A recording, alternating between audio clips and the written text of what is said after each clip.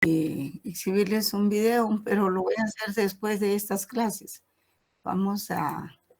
Siempre después de las clases les traslado un video para que ustedes puedan, digamos que consolidar el contenido de las clases que hemos visto en la semana. Así es de que voy a seguir dando la clase con la presentación que tenía. Solo quiero pedirles que me hagan el favor de decirme en qué parte nos quedamos. Ahorita la voy a colocar en pantalla.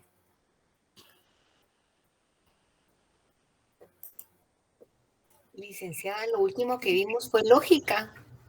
¿Lógica? Sí. Muchas gracias. Vaya, qué bueno que usted se acuerda, es que con eso de que son 4 secciones, pues no siempre guarda uno aquí está, en esta parte nos quedamos, ¿verdad? ¿Miran la presentación? Sí, licenciada. Sí, ¿qué se ve? Licenciada. Ay, gracias. Sí.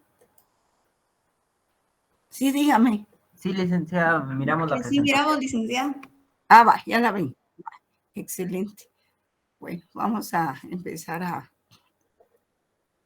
a continuar, ¿verdad? Bien, entonces vimos la lógica. La lógica, pues, el pensamiento lógico es la mejor expresión de la razón, ¿verdad? Y es la disciplina encargada de estudiar las leyes y formas de pensamiento. Enseña a razonar correctamente, busca la verdad con orden, con facilidad y sin errores, ¿verdad? En la medida de lo posible. Estudia la estructura del pensamiento, descubre las leyes o principios que se requieren para que este pensamiento sea válido. Le interesa el aspecto formal del pensamiento, o sea, la forma. No si es cierto o no, ¿verdad? En la práctica, porque para eso hay otras leyes que pueden demostrarlo. Y gracias a eso somos capaces de arribar a conclusiones compartidas, en que no importa quién elabore un argumento, sino que éste sea válido para todos. Como dicen, ¿verdad? Pensar con lógica. Trabajar con lógica. Es un poco abstracto ese concepto. Siempre ha sido un poco abstracto para todos. No solo para ustedes, sino para todos. Sobre todo para quienes lo ven por primera vez, ¿verdad? Pero estas palabras, estos conceptos que estoy recordando, porque estamos recordando algunos conocimientos de lógica, no estamos viendo un curso de lógica, sino solo lo estamos recordando como una de las ciencias auxiliares de la filosofía. Y vamos a ver después en la parte final, cómo es que la lógica ha tenido cierto protagonismo, ¿verdad? Sobre todo en la teoría general del derecho. Entonces, la lógica tiene principios lógicos supremos, como ustedes pueden leer aquí. Principios lógicos supremos, son supremos. Hay otros, pero estos son supremos. Entonces, son todos nuestros... ¿cuáles son esos principios lógicos supremos? En primer lugar está el principio de identidad. En segundo lugar, el de no contradicción. En tercer lugar, el de tercero excluido, que le tocó el tercero excluido, que fue introducido por Aristóteles, y dice, y el principio de razón suficiente, que fue introducido por Leibniz, ¿verdad? El filósofo alemán. Entonces, todos nuestros razonamientos están fundados en esos principios y son elementos ontológicos. Son verdaderas leyes del pensamiento humano. Y uno de los primeros es la identidad. Aquí lo tenemos. Principio de identidad. ¿Qué es la identidad, jóvenes? Pues es la esencia de cada cosa o de cada fenómeno. Nosotros, los seres humanos, pues tenemos nuestra identidad, que es lo que nos identifica frente a todo lo demás. Y eso nos hace únicos, ¿verdad? No hay dos iguales. Entonces, todo cuanto existe es único y diferente a los demás, porque aun cuando fueran muy parecidos, de todas maneras, hay una serie de elementos distintos. Son dos cuerpos, son dos figuras diferentes. Entonces es el principio de identidad. Una cosa es lo que es, ¿verdad? Es diferente a los demás. El principio de no contradicción. Una cosa no puede ser y no ser al mismo tiempo y en las mismas condiciones. Por ejemplo, algunas costumbres del feudalismo probablemente en ese momento eran verdaderas, ¿verdad? Pero cuando se pasa a la otra formación económica social que es el capitalismo, subsiste el fenómeno, pero ya no significa lo mismo, porque no está en las mismas condiciones. Por ejemplo, el trabajador en el feudalismo es el siervo de la gleba y recibe dinero o no recibe por su trabajo. No, no recibe. Al contrario, él es el que tiene que dotar al soberano de granos, de comida, de su propia cosecha. Y además tiene que pagar impuestos. Y no recibe ninguna remuneración por su trabajo. En el capitalismo, ¿hay trabajo o no? Igual que en el feudalismo, sí hay trabajo, ¿verdad? Pero no es lo mismo, porque está viviéndose en una etapa de tiempo diferente, una etapa histórica distinta, en que ya no es el siervo, el trabajador, el que va a darle insumos tributos y todo al señor feudal, sino que ya no hay señor feudal, pues, sino que lo que hay son fábricas y grandes productores y finqueros y todo, que remuneran al revés, remuneran al trabajador. Sin embargo, el trabajo sí se mantiene en una y otra, en uno y otro modo de producción. Siempre hay trabajadores, pero por eso dice, una cosa no puede ser y no ser al mismo tiempo y en las mismas condiciones, ¿verdad? Lo será en otro tiempo.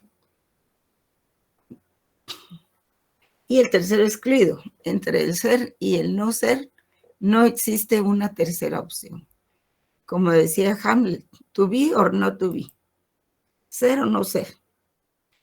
¿Estás en una posición política o no lo estás?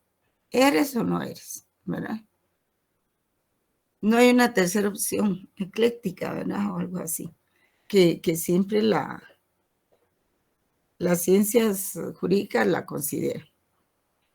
Y la razón suficiente, ¿verdad? Que apoya Leibniz, que dice, perdón, solo son verdaderos los conocimientos que podamos probar suficientemente. Y eso será posible si se apoyan en conocimientos anteriores reconocidos de antemano como verdaderos, ¿verdad? Entonces, la razón para que exista el derecho, pues es una razón suficiente, porque hay cantidad de antecedentes que así lo afirman, ¿verdad? Entonces, esos son los principios lógicos supremos. El de identidad, el de no contradicción, el de tercer excluido y el de razón suficiente. Vamos a ver un poco de...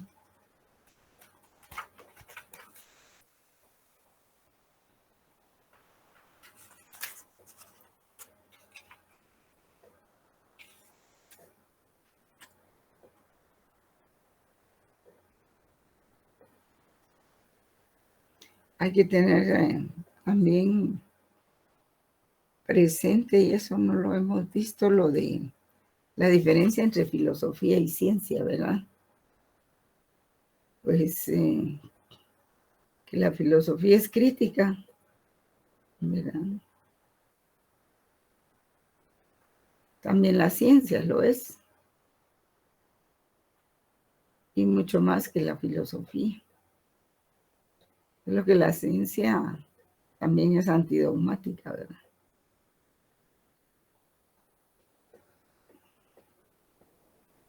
Pero la ciencia al final describe fenómenos, describe, ¿verdad? Y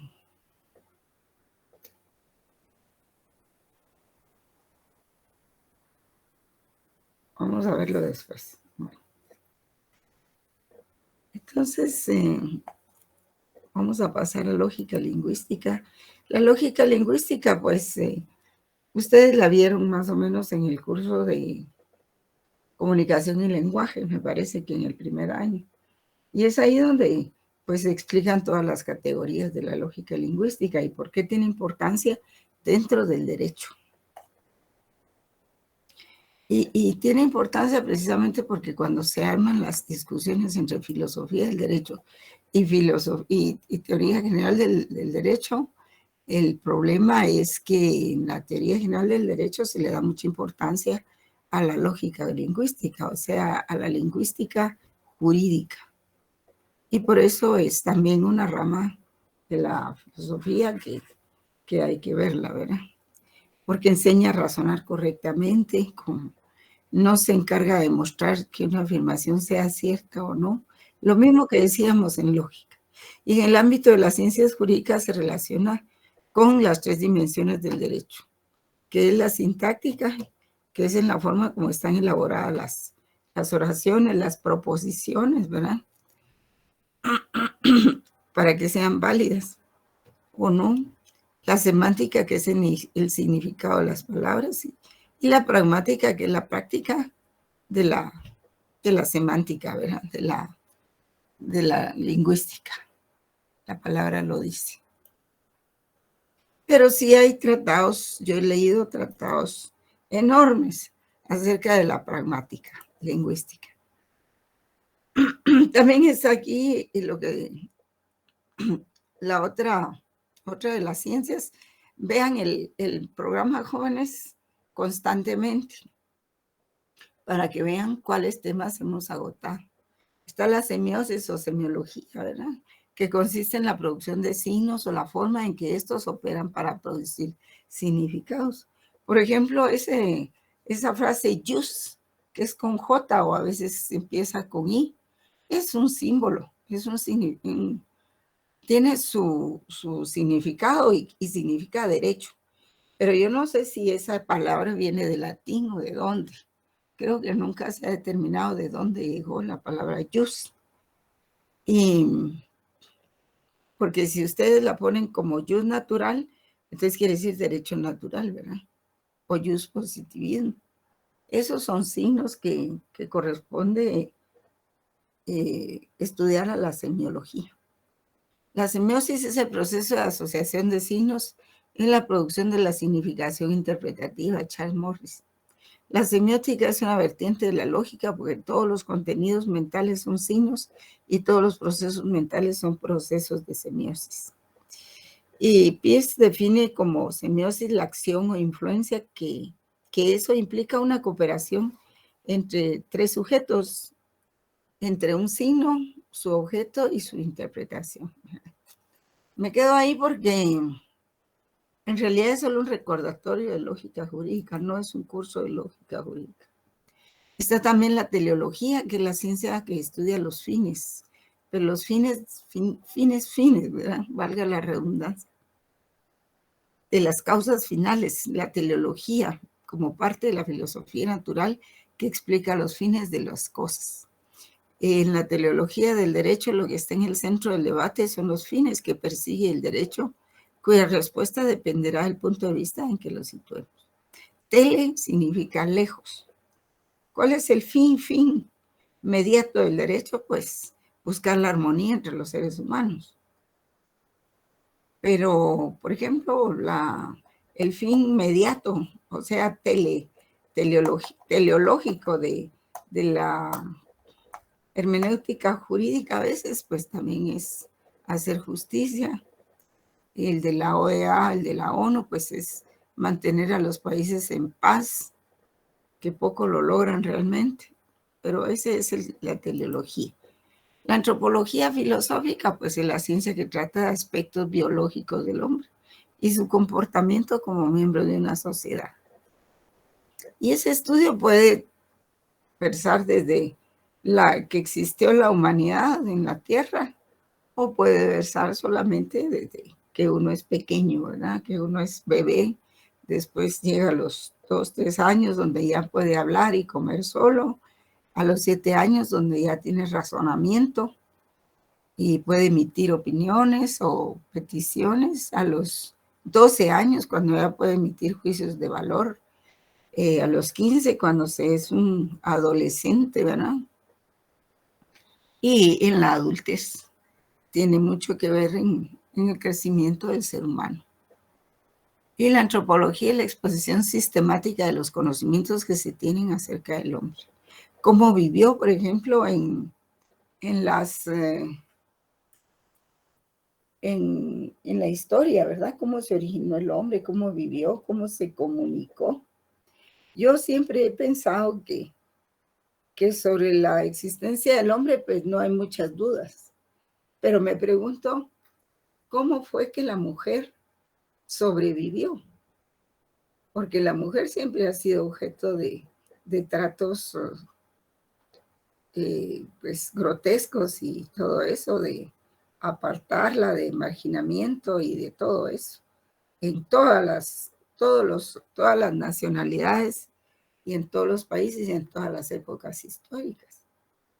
Me pregunto no tanto cómo vivió el hombre, sino cómo sobrevivió la mujer a todo eso. Es realmente increíble. Y todavía sobrevive. Sí, usted quería. Sí, en relación a su pregunta, que francamente sí es una muy buena pregunta, porque todavía hoy por hoy es complicado para las mujeres en muchos sentidos, Sí. porque trabajamos fuera de casa, somos responsables de los niños, de alimentarlos a los niños y al papá de los niños, Sí. pero imagino yo que en los inicios de la humanidad las mujeres eran más fuertes y para sobrevivir tuvieron que haber sido igual de rudas que los hombres para poder Pudiera ser. sobrevivir, considero, sí, sí, Sí. Porque ¿verdad? aún las princesas que se casaban con esos príncipes y emperadores o se casaban con esos señores feudales, eran maltratadas por ellos, Sufrían, sí, sí, sí, muy maltratadas. sí, sí, yo Y creo las que sometían a unas condiciones y a unos vejámenes tremendos. es Y correcto, sí, tal si vez no, miren criaturas. las mujeres del príncipe Enrique VIII, ¿verdad?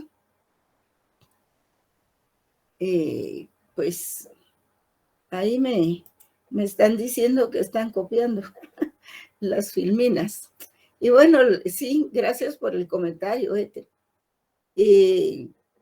La axiología o estimativa jurídica pues reconoce la teoría de los valores. Ya los vimos, y los valores en derecho, ¿verdad? Luego tenemos la ética, que desde el punto de vista ético es importante para la axiología como una de las principales fundamentaciones de la ética, junto a la deontología y el estudio griego, que culmina con el desarrollo de un sistema de valores. La deontología significa lo obligatorio, lo justo, lo adecuado. Y es la ciencia de los deberes, ¿verdad? Por eso tiene el prefijo de antes de ontología. Y con él ese prefijo de ya cambia el significado, que significa el mundo del deber ser, como debiera ser el derecho. Y aquí pues hay unas corrientes que niegan la teoría del conocimiento, ¿verdad? Por ejemplo, el dogmatismo. El dogmatismo no mucho, porque dice que hay siempre hay una relación entre objeto y sujeto. El sujeto está en capacidad de percibir y captar el objeto. El conocimiento de las enseñanzas de la Biblia es conocimiento absoluto, no sujeto a críticas y obligatorio para los creyentes para siempre. El escepticismo es opuesto al dogmatismo. El escepticismo es el peor porque no cree en nada. Son todos aquellos escépticos, pero siempre existe como corriente, ¿verdad? Se fija solo en la función del sujeto e ignora la significación y la interacción que puede ejercer el objeto de estudio en el sujeto. Niega el conocimiento sensorial para el raciocinio y contradice las leyes de la lógica. Niega esa posibilidad. El relativismo es otro que todo lo relativiza, o sea, todo lo vuelve chiquito, lo disminuye. Y dice que no existe verdad universal válida. Y así hay filósofos que son esas posiciones. La validez está limitada al sujeto que conoce y juzga. Un juicio válido para unos es dudoso para otros. El agnosticismo pues niega totalmente la posibilidad de conocer la realidad y limita a la ciencia. El agnóstico por la A aquí, gnosticismo es conocimiento, pero como se le escribe el prefijo A, entonces es que niega el conocimiento. Ya cambia el significado. Renuncia al pensamiento lógico, margina el conocimiento de las leyes objetivas de la sociedad. Y está el pragmatismo. El pragmático lo que dice es que lo que me produce utilidad, lo que me produce dinero es lo importante. Time is money, dice. El tiempo es oro. Y entonces eso es la mejor verdad que existe. Es lo que produce réditos, ¿verdad? Y niega todo lo demás, niega la lógica, el conocimiento y todo lo demás. Y esos son precisamente los que están gobernando ahora, ¿verdad? Ellos solo quieren el dinero del Estado, se los dan por millonadas, no hacen nada y el dinero se pierde. Y los guatemaltecos más endeudados cada vez. Entonces hay un montón de pragmáticos ahí mal venidos al mundo que andan pues haciendo lo que no deben ser y sumiendo al país en una crisis tremenda. Y está el materialismo. El materialismo sí acepta el conocimiento y la interacción entre los dos elementos del conocimiento. Solo que dice, por ejemplo, que el cerebro también es materia y recibe el conocimiento, puede desarrollarlo, pero el problema es que si es una materia altamente desarrollada el cerebro, ¿verdad? El problema es de que si, como todo es materia, como todo es realidad objetiva, según el materialismo, que se obtiene, ellos sostienen que el conocimiento se obtiene por los sentidos. Entonces lo que dicen es que si me cortan la cabeza, si no tengo cerebro, pues no habrá conocimiento. Se van a una conclusión extrema, ¿verdad? Entonces eso lo hacen para afirmar que todo es materia, aún el cerebro. Y el positivismo, que asume una posición neutral entre idealismo y materialismo, dice que el objetivo de la ciencia es la descripción estricta de los hechos suministrados por la sensación. Ellos se van por lo escrito. Bueno, y aquí llegamos a la última, la filosofía del derecho y conceptos afines, ¿verdad? Aquí vamos a ver un par de cosas ahí. Que pues esta es la parte más, quizá la parte más prolongada de la clase de hoy, pero tenemos tiempo. Se hacen algunas explicaciones acerca de lo que es filosofía, ¿verdad? Y bueno, otro día vamos a ver las diferencias entre ciencia y filosofía, pero esas diferencias ustedes también las tienen en el libro del doctor Máximo Pacheco. Están ahí las diferencias entre ciencia y filosofía y vale la pena que las lean. Les sugiero que empiecen a leer ya, jóvenes, porque si ustedes no, ahorita no crean que el último día antes del examen van a poder aprenderse todo, ¿verdad? Entonces,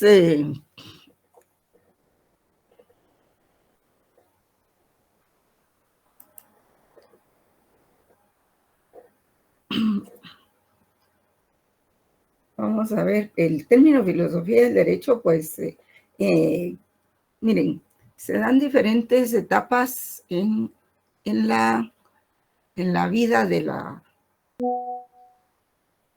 ser humano y de la filosofía del derecho. Una primera etapa en que se creía que las leyes nos venían, el derecho provenía de Dios, o sea, de un ser supremo, un ser superior.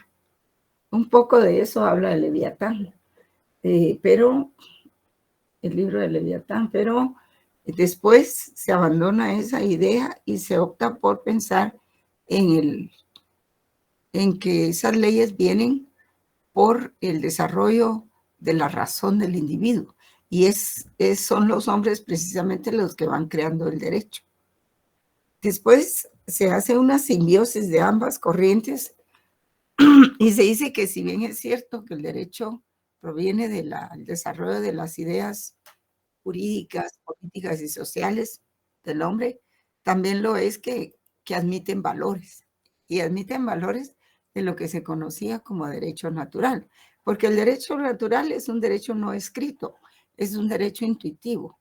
Es un derecho que probablemente nadie nos enseña, pero que está ahí dentro de nosotros, es connatural a nosotros. Y cada quien, aunque no se le haya explicado lo que es justo, pues tiene una idea, una concepción de lo que es justicia, ¿verdad? Entonces, en la modernidad ya cuando se hace una simbiosis, por decirlo así, de las corrientes naturalistas y positivistas, pues es donde surge ya el término filosofía del derecho, utilizado por primera vez por Kant y por Hegel. Y este último Hegel propuso dos formas de estudiar el derecho, una de las cuales se identificaría con lo que hoy llamamos filosofía del derecho. O sea, la jurisprudencia filosófica que tendría como objeto de estudio la idea de derecho, su concepto y realización. Y la otra, la jurisprudencia positiva, que se encargaría de exponer lo que es el derecho positivo en un momento histórico determinado, que sería la fase de la dogmática o doctrina jurídica, ¿verdad? Pero no obstante todo eso, se cree que la filosofía del derecho como concepto, como categoría, se inicia en Grecia, a partir del pensamiento de la gente más adelantada sobre ideas sobre la justicia, la política, la moralidad de las acciones humanas y su relación con la naturaleza. En la época medieval y moderna se acuñó la idea del derecho, el derecho natural. Y en el siglo XIX se consolidó la idea del derecho positivo como sinónimo de derecho válido hasta la primera semana del siglo XX, en la que se resuelve la idea originaria del derecho justo, en la que se vuelve a considerar la relación del derecho y la moral.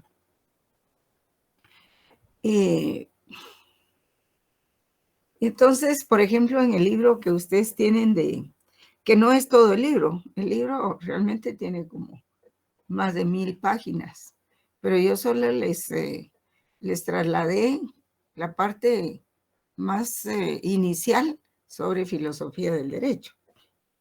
Entonces, en ese libro dice que existe la filosofía como ciencia general, que es la filosofía teórica o teorética, y existe la filosofía del derecho como la filosofía aplicada. Pero hay otros autores que no lo consideran así, porque así es la filosofía, ¿verdad? Y dicen que no es correcto decir que la filosofía del derecho es una filosofía aplicada, porque no puede ser un discurso derivado de otro discurso filosófico o de una doctrina mucho más general de la que toman prestadas sus tesis y conceptos básicos.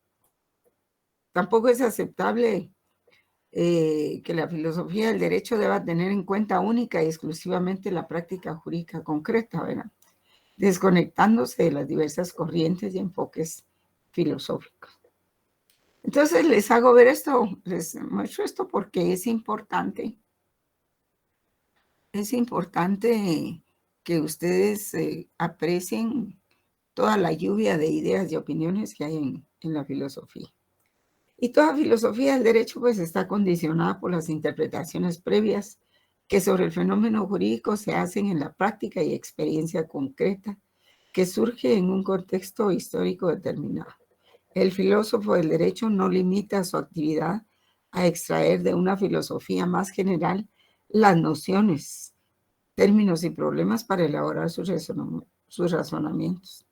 Es evidente que no se puede hacer filosofía del derecho desligada de una tradición de pensamiento, pero también es claro que toda filosofía responde a problemas que surgen de un concepto histórico, político y social determinado. Lo que permite afirmar que los problemas filosófico-jurídicos no vienen impuestos únicamente por una filosofía o doctrina dominante, sino también por la experiencia concreta del derecho tal y como se crea y es aplicado en la comunidad en la que se haya inmerso el jurista y el filósofo del derecho.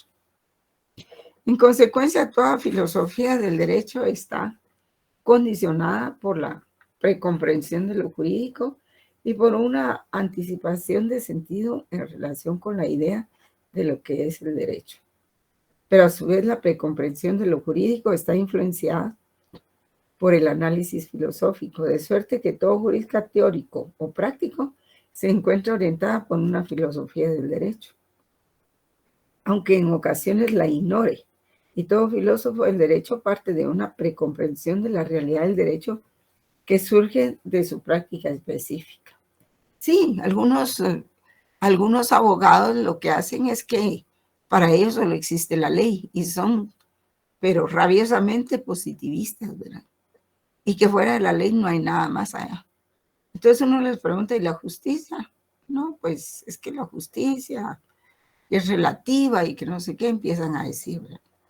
Y hay otros abogados que son más constitucionalistas y que creen en el derecho natural, que creen en la justicia, porque la justicia es un valor del derecho natural.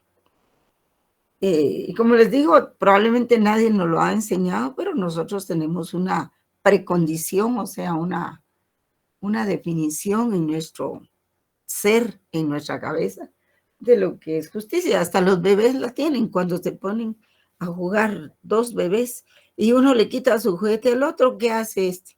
Pelea por su juguete y son chiquitos. Y pelea porque considera que le han quitado algo que es suyo y que eso a la larga pues va a ser posteriormente una injusticia, ¿verdad? Y nadie le enseñó a ese bebé lo que es justicia. Entonces hay muchos conceptos afines, ¿verdad? Relacionados con la filosofía del derecho que son usados por los filósofos, abogados y teóricos para referirse a sus tesis y argumentos filosóficos sobre el derecho y los problemas que se derivan de su análisis. Por ejemplo, tenemos teoría del derecho o teoría jurídica, teoría general del derecho o teoría fundamental del derecho, teoría social del derecho y dogmática jurídica, que es la ciencia jurídica o ciencia dogmática del derecho. Entonces, todos esos conceptos, esos temas se van utilizando a lo largo de los estudios. Y lo cierto es que estos conceptos surgieron en periodos históricos particulares para resolver problemas filosóficos básicos, estructurales, sectoriales o contextuales de la filosofía del derecho. Por ejemplo, en la teoría del derecho hay quienes distinguen entre filosofía del derecho en sentido estricto y la filosofía del derecho en sentido amplio, o entre filosofía del derecho como disciplina que se limita al estudio de los valores jurídicos y la teoría del derecho que se ocupa de los problemas del derecho positivo. También hay quienes consideran que esta sustitución es inadmisible, en la medida en que la teoría del derecho constituiría una forma o parte de la filosofía del derecho. También Norberto Bobbio, pues dice, por ejemplo, un autor que vamos a ver con frecuencia en el curso, jóvenes, considera que la filosofía del derecho incluye a la teoría de la justicia, a la teoría de la ciencia jurídica y a la teoría del derecho, correspondiéndole a esta última estudiar el concepto de derecho, o sea, la teoría del derecho y otras nociones conexas con este. Y también dice que se ha distinguido entre una filosofía del derecho de los filósofos que es filosofía del derecho, y una filosofía del derecho de los juristas, o sea, teoría del derecho. La primera sería una filosofía general, que contempla pues corrientes idealistas, materialistas, el existencialismo, en fin, ¿verdad? Un montón de disciplinas. Y esta filosofía del derecho está aplicada desde el exterior al ámbito jurídico sin tener en cuenta los problemas intrínsecos o particulares del derecho. Por ejemplo, el concepto de norma jurídica, sistema jurídico, interpretación jurídica. O sea, esos problemas no los analiza la filosofía. Y esta forma de filosofía se interesaría por dos problemas: por el concepto del derecho y por el concepto de justicia, que es lo que vamos a ver a continuación después de estos temas, la otra semana. Y la segunda, por ejemplo, la filosofía del derecho para los juristas. Por el contrario, partiría de los problemas concretos e intrínsecos de la experiencia jurídica y, según Norberto Bobbio, constituiría la teoría del derecho en sentido estricto, debido a dos razones. La primera, porque solo puede ser practicada por los juristas, y la segunda, porque es un ejercicio filosófico útil para los juristas y quizás solo para ellos. Según Guastini, la filosofía del derecho de los juristas o teoría del derecho está ligada al empirismo y a su desarrollo contemporáneo más coherente, representado por la filosofía analítica del lenguaje. O sea que se centra pues en el análisis del lenguaje jurídico, según la cual la filosofía no es conocimiento, sino análisis lógico del lenguaje. De lo que se sigue que la tarea principal de la teoría del derecho es la de llevar a cabo un análisis lógico del lenguaje para los juristas.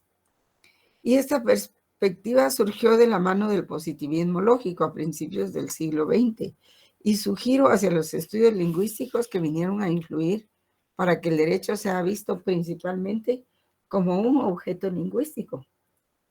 Y por consiguiente, la teoría del derecho considerará apoyada en la filosofía del lenguaje que su misión en relación con el análisis del derecho será, además de descubrir las interrelaciones lógicas entre las normas y los sistemas jurídicos, pues será también esclarecer el lenguaje normativo.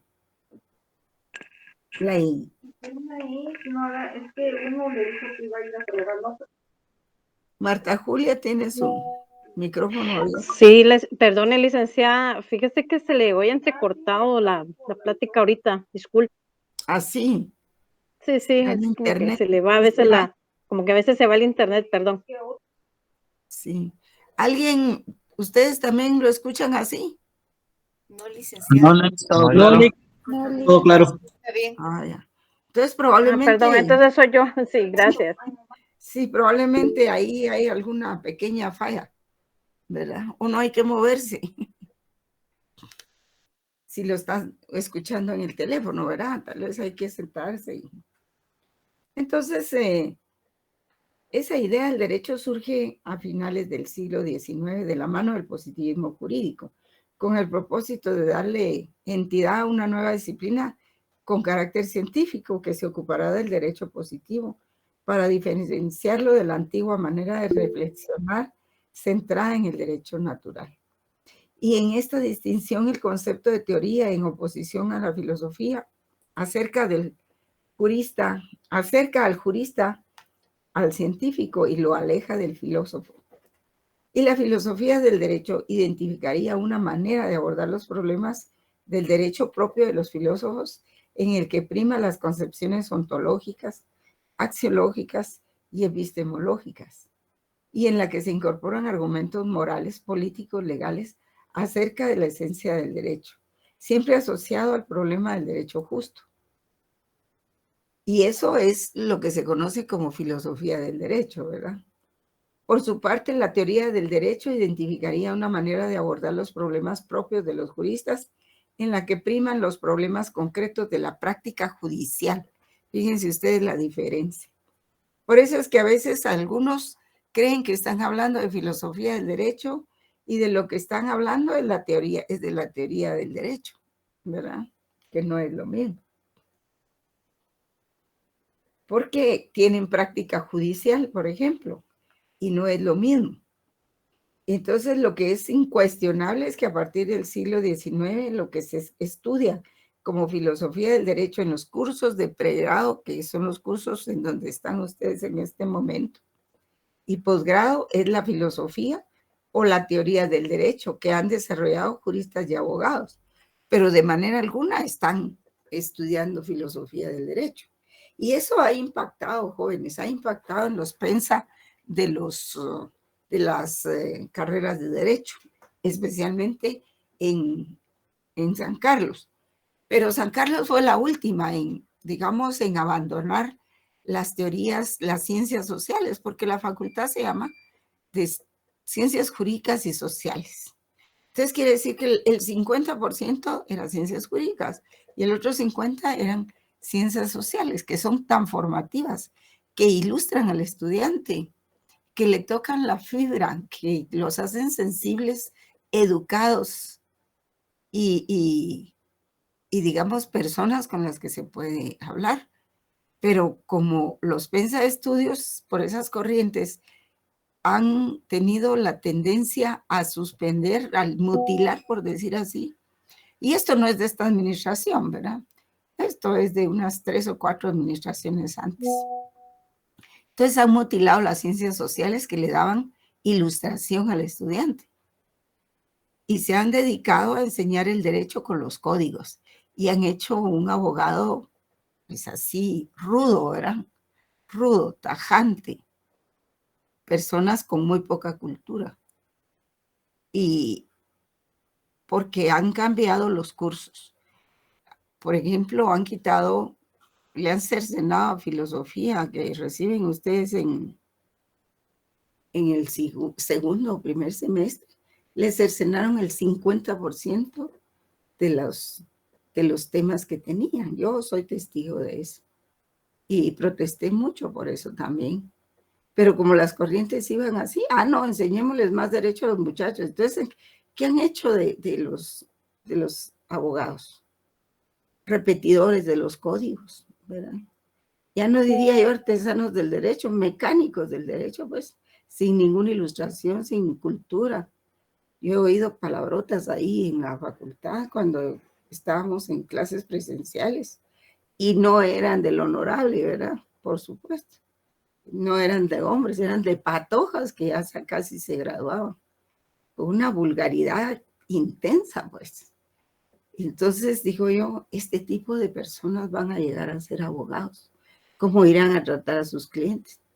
Y ahora tenemos el resultado de eso, de abogados y abogadas que se graduaron en ese esquema y que solo tal vez conocen de derecho, tal vez no, pero que no tienen ninguna cultura ni ninguna formación universitaria. Y ahí los vemos. Y miren, ustedes se prestan a dar dictámenes de cualquier cosa que les pidan. No tienen criterio. Ellos son solo obedientes, no son deliberantes. Y creen que lo que están haciendo está bien, pues. Entonces es gente que realmente deja mucho que desear. Pero tiene mucho que ver eso, la falta de cursos de formación en las facultades de Derecho. O sea, que el abogado que solo sabe de leyes, ni de leyes sabe, pues, como decía Gregorio Marañón. Y entonces no hay cultura, no hay formación, no hay desarrollo espiritual del estudiante. Cuando yo estudiaba, habían 2 cursos nada más de notariado, uno teórico y otro práctico. Y díganme ustedes si no salieron buenos notarios de esa época. Claro que sí, porque eso consistía en el estudiante. Pero ahora se enfrenta uno con un montón de estudiantes que casi son, muchos son muy agresivos, pues, agresivos. Y no respetan al profesor y andan ahí pidiendo ayuda, como que esto fuera una institución de un asilo o qué, ¿verdad? Entonces, el asunto es de que han endurecido, lo han vuelto rudo al estudiante. O si ya era rudo, pues no lo suavizaron. Y prefieren poner 2 cursos más de notariado que 2 cursos de sociología o de filosofía. Y entonces miren lo que tenemos ahora en el gobierno, miren todos esos asesores, todos esos muchachos que trabajan en el MP, los que trabajan en el organismo judicial. Pues, es raro el que no es corrupto, es muy raro. Y todo se maneja así, pues. Y esas son las consecuencias que tenemos de esos cambios negativos en los pensaestudios. También hay otros factores, ¿verdad? No solo eso. Porque como les decía la vez pasada, pues hay muchos que llevan un comportamiento delictivo y encuentran en el derecho el camino ideal para desarrollar sus defectos, ¿verdad? Como los hay muy buenos estudiantes, ¿verdad? Uno nunca puede generalizar. Pero entre las compañeras, las abogadas, se han vuelto, pero tremendas. Muchas de ellas se gradúan y se transforman completamente, ¿verdad? No solo físicamente, sino en su comportamiento. Entonces espero que mis estudiantes no les pase eso. Espero personas civilizadas y no gente prepotente, ¿verdad? Entonces tenemos que la teoría general del derecho pues surge en la segunda mitad del siglo XIX, influida por las ideas, la idea generalizada de ciencia propuesta por el positivismo jurídico. Licenciada, Y ella vendría, ¿sí? disculpe que le interrumpa. Solamente le quería preguntar si en este momento nos está pasando la presentación. No, no, ya Muy terminamos, bien. Gracias. para servirles algo, sí. Pues espero que sean las compañeras que no se comporten así, ¿verdad? Que se comporten como damas. Y da vergüenza realmente ir a una institución y que sean tan vulgares y tan groseras y tan prepotentes. Pero eso es lo que ha creado la universidad y también las privadas, pues porque en las privadas ahí sí que time is money, ahí sí esto es sórdido, ¿verdad? Salvo algunas, pero será tal vez una o dos, pero bueno, sigamos trabajando. Entonces la teoría general del derecho vendría a desplazar a la filosofía del derecho, que debía limitarse a estudiar y discutir los problemas del derecho natural. Fíjense cómo la teoría general del derecho por los juristas viene a desplazar a la filosofía del derecho. Y ella vendría, y por eso hace rudos a los abogados, ella vendría a desplazar a la filosofía del derecho que debía limitarse a estudiar y discutir los problemas del derecho natural y no los relativos al derecho positivo y a la ciencia jurídica, doctrina o dogmática, que se convertía en técnica de aplicación del derecho o tecnología jurídica. Entonces muchos están discutiendo y creen que están hablando de filosofía y que sí están hablando de técnica jurídica, ¿verdad? Según Guastini, que es un jurista, ¿verdad? La teoría del derecho como teoría general puede entenderse en 3 sentidos, dice. En un sentido fuerte, como teoría universal que pretende hallar los conceptos y categorías que permitan describir cualquier sistema jurídico en su presente, pasado o futuro. En un segundo sentido débil, la teoría del derecho sería general, pero en cuanto trata de hallar los conceptos y categorías comunes a una serie específica de ordenamientos, y finalmente en sentido debilísimo. La teoría del derecho es general por cuanto analiza y estudia elementos y conceptos comunes a los diversos sectores del ordenamiento. Hoy en día la teoría general del derecho se proyecta como una forma de filosofía o teoría del derecho, que se interesa por el examen de los aspectos lógicos sintácticos del derecho o lógico-formales del lenguaje jurídico. Su objetivo es entonces el de realizar un análisis formal del derecho, el que es concebido como un sistema de normas positivas regidas por relaciones formales de un ordenamiento del sistema jurídico, y su objeto de estudio son las normas positivas, los conceptos jurídicos fundamentales y los sistemas jurídicos positivos. para llevar a cabo este cometido se apoya en las herramientas principales que vienen dadas por la lógica, pero de manera alguna eso sería filosofía del derecho. Entonces, cuando hay discusiones, ¿verdad? No sé si pues se ha distinguido que existe una filosofía del derecho para los filósofos. Eso ya se los expliqué, ¿o no? Y una filosofía del derecho para los juristas. ¿O no se los he explicado, jóvenes? No, licenciada. Entonces, dado esta realidad, ¿verdad? Se ha distinguido entre una filosofía del derecho de los filósofos y una filosofía del derecho de los juristas. Pero la de los filósofos se llama filosofía del derecho y responde a ese nombre. En cambio, la otra filosofía del derecho de los juristas, o sea, de los que ejercen como jueces y que estudian el derecho también, entonces es diferente. La primera sería una filosofía general que contempla el idealismo, el materialismo, el existencialismo, los valores, en fin, etcétera, que sería la filosofía del derecho que venimos trabajando, aplicada desde el exterior al ámbito jurídico sin tener en cuenta los problemas intrínsecos o particulares del derecho, el concepto de norma jurídica, de sistema jurídico e interpretación jurídica. Y esta forma de filosofía se interesaría por dos problemas, por el concepto de derecho y el concepto de justicia. Y la segunda filosofía del derecho para los juristas, por el contrario, partiría de los problemas concretos e intrínsecos de la experiencia jurídica. Y según Norberto Bobbio, o sea, de la práctica judicial, ¿verdad?, constituiría la teoría del derecho en sentido estricto, debido a dos razones. La primera, porque solo puede ser practicada por los juristas, y la segunda, porque es un ejercicio filosófico útil para los juristas y quizá solo para ellos.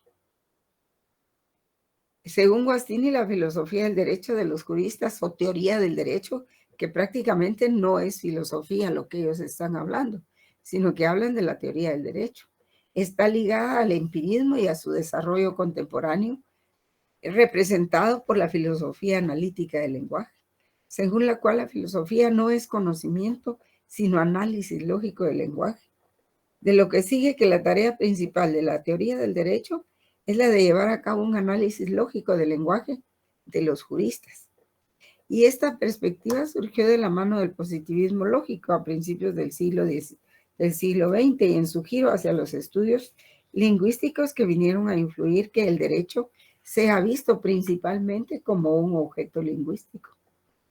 Por consiguiente, la teoría del derecho se considerará apoyada en la filosofía del lenguaje, que su misión en relación con el análisis del derecho será, además de descubrir las interrelaciones lógicas entre normas y sistemas jurídicos, será esclarecer y clarificar el lenguaje normativo. Entonces ven ustedes la diferencia, ¿verdad? Esa filosofía del derecho de los juristas, pues es la que se practica y la que se cree que es filosofía del derecho, pero no lo es. Entonces la idea de una teoría del derecho surge a finales del siglo XIX de la mano del positivismo jurídico, con el propósito de darle entidad a una nueva disciplina con carácter científico que se ocupara del derecho positivo para diferenciarlo de la antigua manera de reflexionar centrada en el derecho natural. O sea, cobra importancia lo positivo y se empiezan a emitir leyes y leyes y leyes.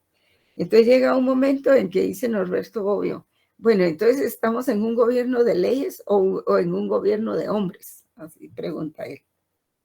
Porque se abusa de la emisión de leyes, ¿no? Se cree que todo se va a arreglar con una ley. Y la filosofía del derecho, pues identificaría una manera de abordar los problemas del derecho propio de los filósofos en el que prima las concepciones ontológicas, axiológicas y epistemológicas, y en la que se incorporan argumentos morales, políticos y legales de legitimidad de la esencia del derecho, siempre asociado al problema del derecho justo. Y por su parte, la teoría del derecho identificaría una manera de abordar los problemas propios de los juristas en los que priman los problemas concretos de la práctica judicial.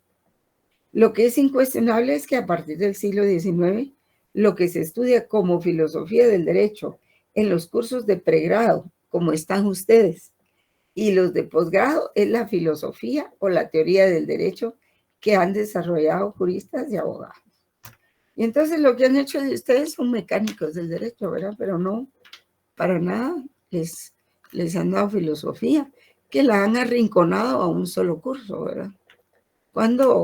Y lo que hacen también es de que las relegan a maestrías o a doctorados la filosofía del derecho. Y aunque ustedes estudien, por ejemplo, una maestría en derecho civil, una en derecho laboral, una en derecho notarial, la verdad es que lo que les dan es filosofía del derecho, porque cada materia de la que ustedes estudian debería llevar un componente de filosofía del derecho. Por ejemplo, filosofía del derecho civil, filosofía del derecho notarial, filosofía del derecho administrativo. Solo el licenciado, ¿cómo se llamaba este licenciado? Castillo González, que escribió un documento precioso sobre derecho administrativo, que fue profesor de la facultad y ya se jubiló. Escribió derecho natural dentro de su texto de derecho administrativo. Y realmente todas las materias deberían de contemplar un componente filosófico en su materia, en derecho civil, en derecho penal, en procesal civil, en oratoria forense, en notariado, en laboral, en todas las materias. Pero no, eso se ha sugerido y por eso urge la reforma universitaria, ¿verdad? Para no estar, pues, dándole al pueblo ese tipo de abogados que han ido a causar mucho daño, ¿verdad? No digo que todos, pero sí en su buena mayoría. Que creen que con solo cambiarse el pantalón y la camisa por un traje, ya son abogados. O en el caso de las mujeres, ¿verdad? Pintarse y ya vestirse como con traje de sastre y todo, eso les va a dar la calidad de abogado. Están muy lejos y muy equivocados. Hay que estudiar mucho el derecho y el derecho nunca se termina de estudiar. Nunca, nunca. Bien, jóvenes, tampoco dice hay que confundirlo la filosofía del derecho con la teoría social del derecho. ¿Verdad? Porque la teoría social del derecho se interesa por los estudios de derecho y sociedad, pero apoyada en las herramientas que le ofrecen los diversos modelos de las ciencias sociales, sean estos de carácter cuantitativo o cualitativo. O sea, lo que les decía yo, ¿verdad? Recuperar las ciencias sociales. Y si no, cambiarle de nombre a la facultad y ponerle Facultad de Ciencias Jurídicas, nada más. Entonces ya sabe uno a qué van. Entonces la teoría social del derecho tiene su apogeo en la segunda mitad del siglo XX, ante el fracaso de los estudios positivistas y la imposibilidad de una vuelta de la filosofía del derecho, de base naturalista. Y esta puede estudiar el derecho como herramienta de control social o de dirección social, como un instrumento de opresión y dominación, como lo considera el marxismo, como un discurso estratégico de poder, como lo considera el francés Foucault, o un contradiscurso, como lo considera el feminismo. Un subsistema dentro de otro sistema social, como lo considera Luhmann, o una pluralidad de sistemas jurídicos que interactúan. Y entonces también está la dogmática jurídica. Pero la dogmática jurídica, no obstante que es crítica, al ser un pensamiento inmanente, la crítica y los argumentos propuestos deben permanecer dentro de los límites teóricos y conceptuales definidos por el ordenamiento del sistema jurídico. Como se observa, es imposible desde la dogmática jurídica plantear un cuestionamiento en relación con la justicia de una regla jurídica. Y esa valoración puede hacerse desde la reflexión filosófico jurídica, perdón, y el jurista dogmático parte del derecho vigente y trata de interpretarlo y aplicarlo a casos concretos tal y como le es dado. Entonces, lo que pasa es que la filosofía del derecho con la ciencia jurídica dogmática jurídica, pues les permite introducir una primera diferencia. La actividad filosófica sobre el derecho tiene como nota esencial la trascendencia. O sea, ¿qué es trascender? Es ir más allá. La trascendencia al sistema jurídico normativo. La filosofía del derecho va más allá que un análisis del sistema jurídico normativo. La filosofía permite problematizarlo, reconceptualizarlo, incluyendo dentro de ello los límites y fundamentos de la ciencia jurídica. Y la filosofía del derecho se ocupa de una variedad de problemas en relación con el fenómeno jurídico, con la validez, la norma, la interpretación, y también del concepto de dogmática o ciencia jurídica, en especial por sus procedimientos, su metodología, el estatuto epistemológico del saber que ésta produce y su modelo de racionalidad. Preguntarse por la ciencia jurídica es plantearse ya un problema filosófico. Por ello se afirma que la filosofía del derecho mantiene una relación dialéctica respecto de las limitaciones de la ciencia jurídica, pues esta última no puede explicarse por sí misma. Lo que está antes del comienzo, es decir, su racionalidad interna, sus supuestos básicos y fundamentos, sus nociones básicas, formales, etcétera, pero tampoco puede dar razones de sus valoraciones y finalidades. Esto es lo que está después. Y por eso dice que es imposible desde la dogmática jurídica hacer un cuestionamiento sobre la justicia de la ley. ¿Por qué? Porque la dogmática jurídica solo estudia la norma. ¿Qué contiene la norma? Si la norma es válida o no la es. ¿De dónde viene la validez de la norma? Es lo único que estudia, ¿verdad? Entonces, por eso fue que cuando a Kelsen se le pregunta, ¿y qué pasó con la justicia? Porque la dogmática jurídica está bien, ¿verdad? Porque estudia lo que es la norma, cuál es la norma válida, y es válida porque viene de un proceso legislativo. Entonces, él pues no se pronuncia, porque ¿qué pasa con el derecho natural? Porque la justicia depende del derecho, es parte del derecho natural. Así es de que, bueno, esas son las grandes disquisiciones, jóvenes. Así es de que les agradezco mucho la atención. Se nos fueron 32 alumnos, pero ustedes siguieron, es un buen número. Así es de que les deseo un buen fin de semana, pero sobre todo les recomiendo que lean, jóvenes. Lean el material que tienen y lean cualquier otro material, porque si están con la idea de leer un día antes del examen, imposible ganar un examen así. Muy bien, jóvenes. Hasta luego. Hasta pronto. Buenas noches. Feliz noche, Buenas licenciada. noches, licenciada. Hola. Buenas noches, licenciado. Buenas Feliz noche, licenciada.